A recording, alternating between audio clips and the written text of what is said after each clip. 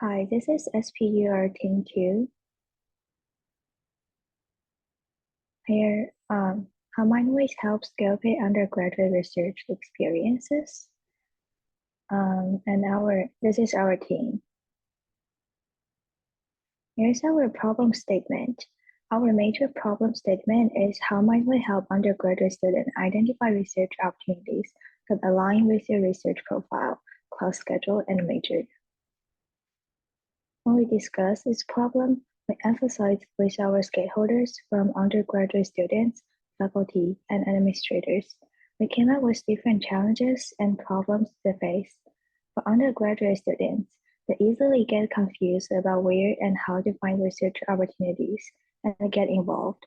For some students, they are not confident in their abilities and academic performance, such as their GPA. Therefore, they keep themselves away from research opportunities, and it's not convenient for students to use digital platforms such as the Real portal and utilize resources through those platforms. Moreover, there's an imbalance in the awareness of research opportunities for STEM students and non-STEM students. For example, non-STEM students may not pay attention to and value research as much as STEM students do. Also, some research opportunities have special barriers for international students that prevent them from doing research. Similarly, for faculty members are facing problems like limited funding for time to support undergraduate students, and there's a mismatch between principal investigator and student expectations that make faculty hesitant to take on more students.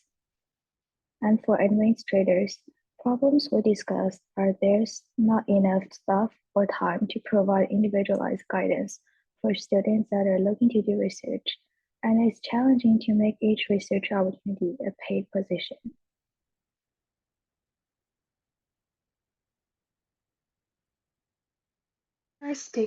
For our stakeholders map, we evaluated our stakeholders and we considered the perspectives of undergraduate students, faculty, and administration even further, and the unique challenges faced by different groups that fall under these categories. For example, STEM versus non-STEM. STEM student may be eager to find research opportunities because of the relevance to their major, while a non-STEM major may not be aware that research is a relevant path for them at all. While first-gen students may face a unique challenge of needing extra support or having a lack of resources or confidence in their skills based on their situation. And then similarly, a faculty member involved with STEM may be inundated with applications and interests with little time or resources to support these efforts, while non-STEM faculty members may have difficulty recruiting students due to a lack of reach. And on the other hand, administrators can help facilitate these interactions between faculty and students. This also involves a level of cross-collaboration and resources that they may not have, an awareness of faculty and student needs, and a knowledge of available research opportunities in the research space, as well as career resources to help guide these students effectively. So we also wanted to understand this, and I think our observations and interviews really echo what our folks have been saying. So we observe students searching in various ways for research opportunities, and the big takeaway here is that research opportunities are hard for students to find. Students don't know where to start, and then if they do find an opportunity, they don't necessarily have enough information in it to know whether that opportunity is appropriate for them. In our interviews with students, staff, and professors, we found again that students found it hard to find research opportunities. They're listed in different places. It's different for different disciplines and fields, and often they're posted nowhere.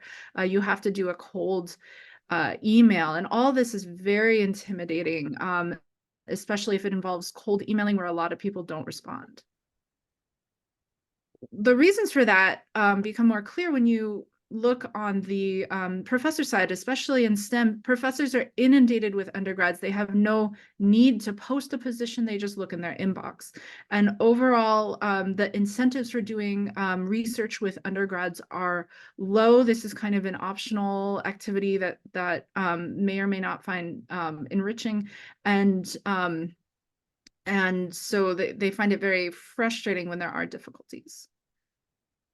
Overall, we also found that there was a mismatch of expectations when you look at the undergrad and the professor experiences. So undergrads say they don't necessarily know what's expected of them or how to get the right training, and professors complain that some undergrads don't fulfill their expectations of the position, and that leads them to do gatekeeping, like requiring students to volunteer in a lab before getting paid.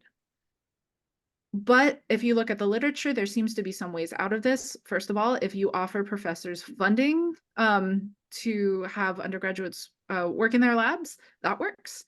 Also on the student side, to reduce that anxiety, you can have info sessions, and then overall it's important to have both sides have set expectations to align the mentor and the student.